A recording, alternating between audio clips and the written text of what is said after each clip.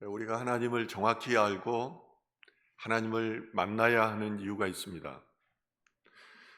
하나님을 정확히 알지 못하면 이담에 넘어가게 됩니다. 그리고 가짜 목사들에게 가스라이팅을 당하게 되는 것입니다. 하나님을 만나지 못하면 교회에 나오지만은 얼마 되지 않아서 교회를 또 떠나게 됩니다.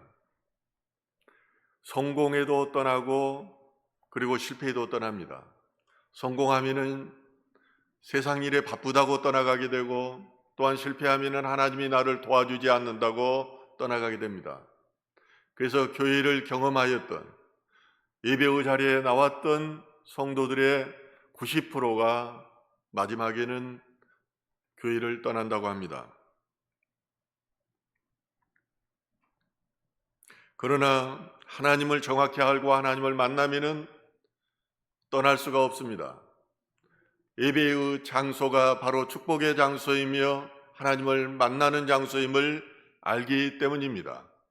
그 예배의 장소에 나가야 내가 살기 때문입니다. 목사도 사람입니다. 목사도 돈이 필요하고 목사도 높아지고 싶은 그런 욕망을 가지고 있습니다. 그럼에도 불구하고 늘 자기를 부인하여 자원하여 십자가를 지는 삶을 사는 것은 하나님을 만났기 때문입니다. 그의 말씀으로 살아야 내가 살 수 있다는 것을 알기 때문입니다. 우리가 하나님을 알기 위해서는 먼저 사복음서를 많이 읽어야 됩니다. 사복음서라는 것은 마태, 마가, 누가복음 그리고 요한복음을 말합니다. 마태복음은 왕이신 예수님에 대한 그런 관점에서 기록한 것입니다. 마가복음은 종이신 예수님, 누가복음은 사람으로 오신 예수님에 대해서 말씀하고 있습니다. 이 마태와 마가, 누가복음을 공관복음이라고 합니다. 같은 관점에서 쓰였다는 것입니다.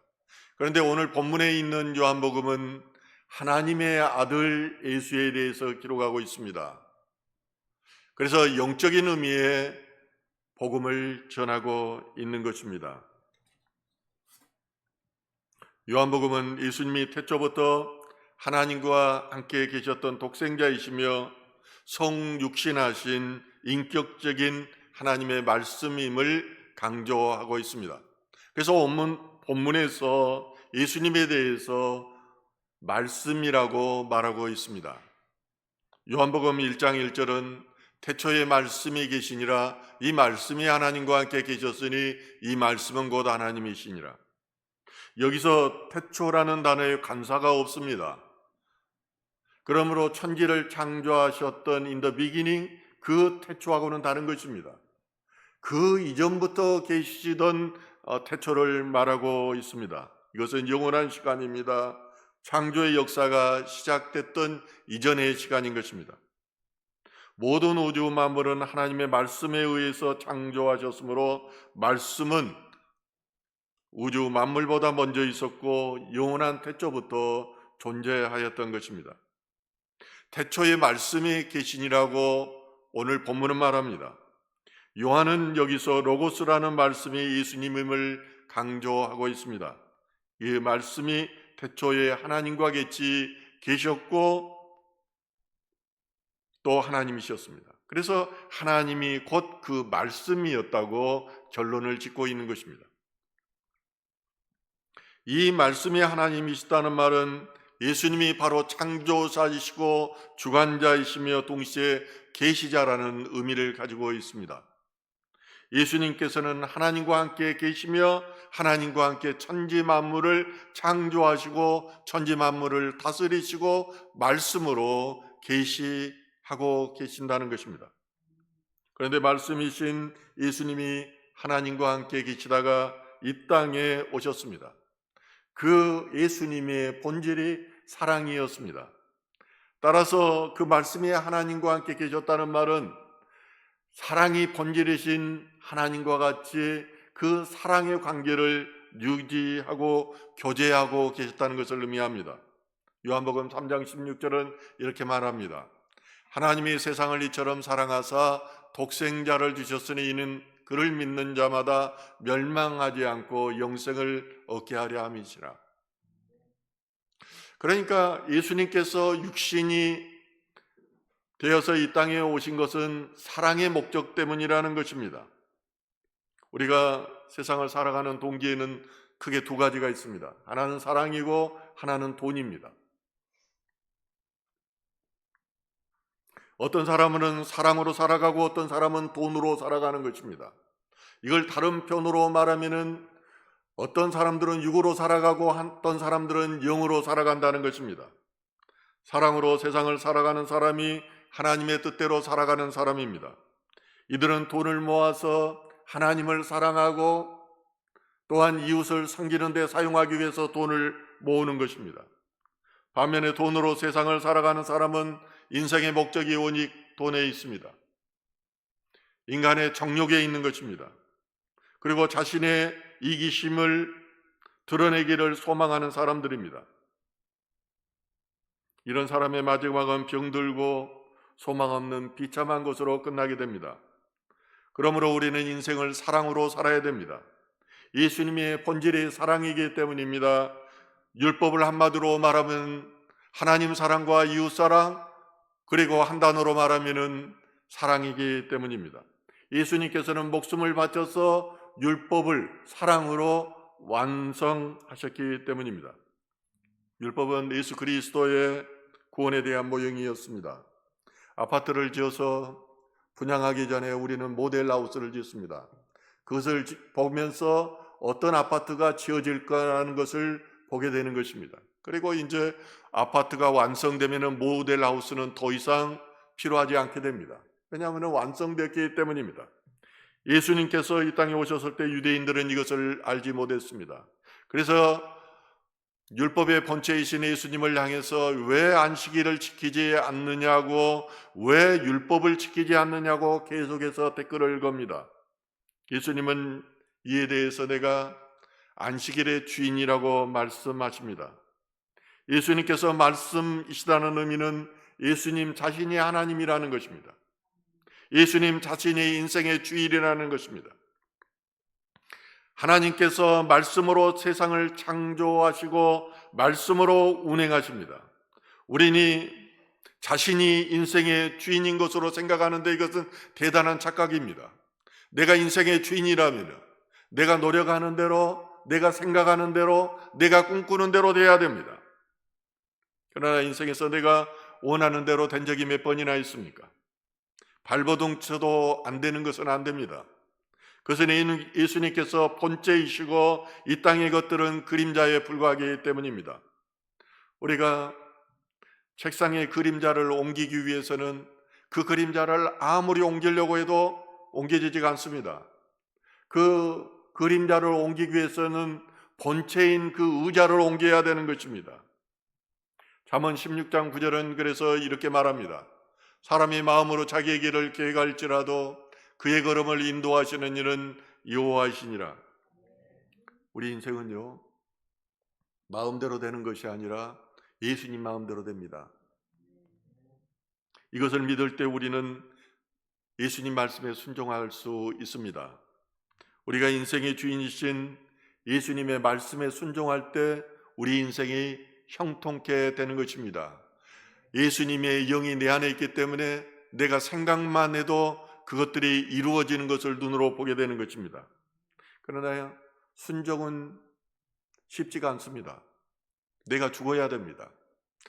주인 되었던 내가 죽어야지 예수가 살게 되는 것입니다. 주인 되었던 내 자아 셀프가 죽어야지 예수님께서 그때부터 일하시기 시작하는 것입니다. 나는 죽고 주만 살아야 하기 때문입니다. 예수님은 말씀하십니다. 요한복음 1장 14절에 말씀이 육신이 되어 우리 가운데 거하심에 우리가 그의 영광을 보니 아버지의 독생자의 영광이요 은혜와 진리가 충만하더라고 말씀합니다. 말씀이신 예수님이 육신이 되어 사람의 모습으로 이 땅에 오셨습니다. 이것을 비하라고 말합니다. 왕이신 예수님, 하나님이신 예수님이 이 땅 가운데 가장 낮은 자로 오신 것이 예수님의 비하입니다. 그분에게는 말씀의 권능과 하나님의 영광과 은혜와 진리가 충만하였습니다. 그 말씀을 통해 우리가 하나님의 자녀가 되는 권세를 얻었으며, 이것은 혈통으로나 육정으로나 사람의 뜻으로 나지 않고 하나님의 뜻으로 난 자들인 것입니다. 그래서 그것을 하나님의 자녀라고 말하는 것입니다. 두 번째로, 오늘 본문에 예수님 안에 생명이 있었다고 말합니다. 예수님이 말씀이었다고 정의한 요한은 예수님 안에 생명이 있다고 말합니다. 오늘 본문 1장 4절 같이 한번 읽을까요? 그 안에 생명이 있었으니 이 생명은 사람들의 빛이라. 아멘. 자, 한번 여기 강달생 옆에 화분이 있습니다. 보통 저는 꽃을 좋아해서 집에서 꽃이 1년 내내 떨어지지 않습니다. 이 호접란이 보통은 6개월 갑니다. 이것은 바람과 빛을 받았을 때입니다. 그러나 이곳에는 성령의 바람, 그리고 또 하나님의 영광의 빛이 이곳에 제대로 비춰주지 않기 때문에 꽃이 시들어가고 있는 것입니다. 불과 한 달도 되지 않았습니다. 말씀이신 하나님은 물질적인 세상 만물뿐만 아니라 비물질적인 천사와 같은 영적 존재들도 창조하셨습니다. 성부 하나님이 창조의 주도권을 가지고 있었습니다. 그러자 이 창조의 실행을 가지고 있었던 분은 예수 그리스도였습니다. 그래서 요한복음 1장 3절은 이렇게 말합니다. 만물이 그로 말미암아 지은 바 되었으되 지은 것이 하나도 그가 없이는 된 것이 없느니라. 하나님이 구도하고 계획하고 했지만은 이런 것을 실행한 일은 예수 그리스도라는 것입니다. 그래서 천지 만물이 예수 그리스도 없이는 어떤 것도 지은 바 된 것이 없다고 말하는 것입니다. 예수님 안에 생명이 있었는데 이 생명은 사람들을 비추는 빛이었다고 오늘 본문은 말합니다. 하나님의 말씀으로 창조된 최초의 것이 빛이었습니다. 그래서 시편 36장 9절은 이렇게 말합니다. 진실로 생명의 원천이 주께 있사오니 주의 빛 안에서 우리가 빛을 보리이다. 이 빛은 물리적인 빛과 또 다릅니다. 하나님의 영광의 빛입니다. 창조의 빛입니다. 이 시를 쓴 다윗은 성령의 사람이었습니다. 그는 살아가면서 삶의 예배자로 살기를 원했습니다. 그러므로 늘 어떤 상황 가운데서도 하나님의 얼굴을 보기를 원했습니다. 그래서 하나님과의 만남을 통해서 그는 기쁨과 희락을 누렸던 것입니다. 이런 다윗이 악인의 교만과 그리고 죄악을 한탄하면서 하나님의 선하심을 빛으로 이렇게 노래하고 있는 것입니다. 자신은 비록 악한 세상을 보는 것이 아니라 빛이신 주로 인하여서 유로함을 얻겠다고 고백하는 것입니다. 세상은 과거나 지금이나 어둠으로 가득합니다. 지혜로운 자도 없으며 공의도 없으며 선한 자도 없습니다. 그래서 젊은 부자 관리가 예수님을 향해서 선하신 선생님이라고 말할 때 누가 나를 선하다고 말하느냐고 예수님께서 말씀하십니다. 하나님 한 분 외에는 선한 이가 없다는 것입니다. 오직 하나님 안에만이 지혜가 있는 것입니다. 공의가 있는 것입니다. 예수를 믿는다고 하는 미국 대통령 트럼프도 보십시오. 오직 목표와 가치를 사랑에 두는 것이 아니라 돈에 두고 있습니다. 우방이건 적이건 가릴 것 없이 어떻게든 국가의 이익을 위해서는 그것들을 많이 받아내려고 하는 것입니다. 그러므로 기독교적 가치가 이제 점점 사라져가고 있다는 것입니다. 이처럼 사망과 어둠이 가득한 세상 한가운데로 예수님께서는 생명과 빛으로 투벅투벅 걸어오셨습니다. 성경에서 빛은 안전함을 의미합니다. 해방을 의미합니다. 거룩함과 진리를 말하는 것입니다. 요한일서 1장 5절에 이렇게 말합니다. 우리가 그에게서 듣고 너희에게 전하는 소식은 이것이니 곧 하나님은 빛이시라 그에게는 어둠이 조금도 없으시다는 것이니라. 예수님은 세상을 비추는 빛이었습니다. 그 이유는 세상이 죄로 인해 어두워졌기 때문입니다. 이 어둠이 얼마나 강했는지 빛이 왔지만은 착함과 선함과 의로움의 빛이 왔지만은 어둠이 너무 강해서 이것을 깨닫지 못했다고 성경은 말합니다. 깨닫는다는 언어적 의미는 붙잡다는 것입니다. 붙잡아야 사는데, 빛을 붙잡아서 빛을 소유해야 내가 빛의 자녀가 되고 빛의 열매를 얻을 수 있는데, 내 안에 어둠이 가득했기 때문에, 사단의 세력들로 내가 이미 장악되어 있기 때문에, 중독된 삶의 죄악들로 가득했기 때문에 이 빛을 받아들이지 못할 뿐만 아니라 빛이 왔다가 튕겨져 나갔다는 것입니다. 라스베가스에 가면은 도박장에, 온통 도박장이에요. 어디 차 한잔 마시려고 제가 거리를 다녀봤지만은 정말 차 한잔 제대로 마실 곳이 없더라고요. 그런데 그 도박장 안에는 세 가지가 없습니다. 첫째는 창이 없습니다. 그리고 시계가 없습니다. 그리고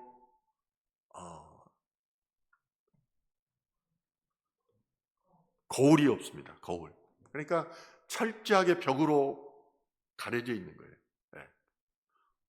내 얼굴, 비참한 중독에 걸린 내 얼굴을 볼 수 있는 거울도 없는 거예요. 시간이 몇 시인지, 카이로스의 시간인지 크로노스의 시간인지 구별하지 못하게 만들어버리는 것입니다. 우리는 인생을 살아오면서 많은 지식을 습도하고 많은 경험을 하게 됩니다. 또한 많은 실패와 좌절로 인해서 상처들을 입게 됩니다.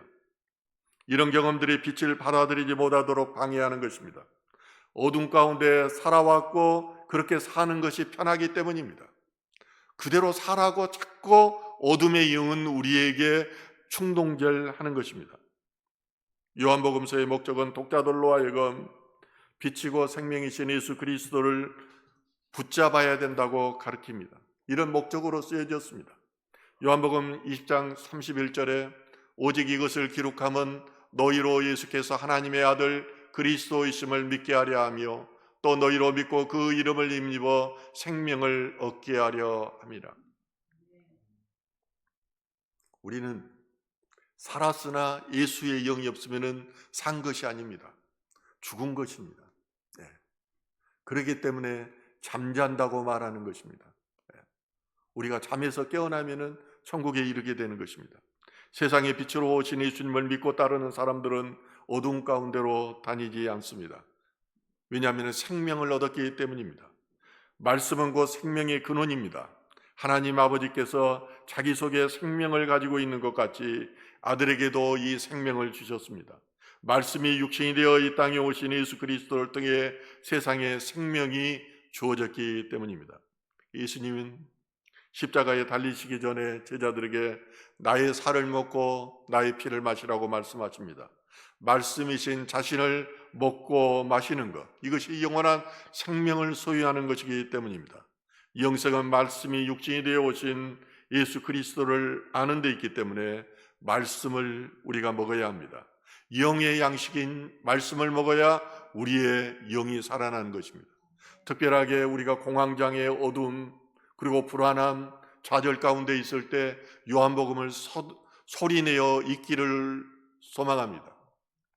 저는 여러분 앞에 허세로 부리는 것이 아니라 제가 가진 하나님 앞에서의 꿈을 고백할 때는 늘 먼저 선포합니다. 나의 영이 듣고 하나님께서 그걸 듣기 때문입니다. 그렇지 않으면은 우리가 예수를 믿는다고 하지만은 결코 자신을 희생해서 하나님을 사랑하고 이웃을 사랑할 수 없습니다. 내 배가 신이기 때문입니다. 내 배를 채우기 위해서 바쁘기 때문입니다. 예수님께서 우리에게 주신 세계는 내가 너희를 사랑같이 너희도 서로 사랑하는 것이었습니다. 우리가 사랑하는 이유가 하나님께서 우리를 먼저 사랑하셨기 때문입니다. 예수님께서 우리를 사랑하심으로 목숨을 바쳐 돌아가셨기 때문입니다. 이제 우리 사순절 기간을 지나가고 있습니다. 나를 위해서 돌아가신 예수님을 묵상하며 나가기를 원합니다. 생명의 말씀이신 예수님은 죽은 자를 살리셨습니다. 귀신 들린 자를 살리셨습니다. 병 들린 자를 살리셨습니다. 그리고 우리를 교회로 부르셔서 의롭지 않는 우리들을 의롭다고 그렇게 말씀해 주셨습니다. 생명의 말씀이신 예수님은 빛으로 이 땅에 오셔서 죄와 어둠 가운데 힘들게 살아가던 우리들을 위로하시고 더욱이 가장 큰 소망을 주셨는데, 그것이 너는 내 말씀대로 살면은 천국 간다는 이 소망을 주신 것입니다. 이제 우리는 생명의 말씀이신 예수님을 우리의 삶의 중심에 두고 살아야 합니다. 그 생명의 말씀을 삶 가운데 실천함으로 영생을 누리는 저와 여러분 되기를 주님의 이름으로 축원합니다. 오늘 말씀